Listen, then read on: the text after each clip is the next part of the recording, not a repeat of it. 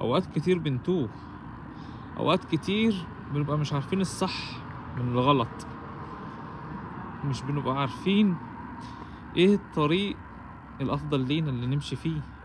اوقات كتير بنتوه، اوقات كتير ما بنحددش الاتجاه بتاعنا، فبنبقوا ماشيين كده وخلاص. على فين؟ هنقف فين؟ الهدف بتاعنا فين؟ مش عارفين.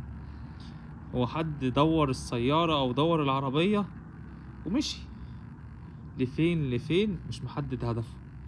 يا اما البنزين بتاعه هيخلص، يا اما موتور العربية هيولع.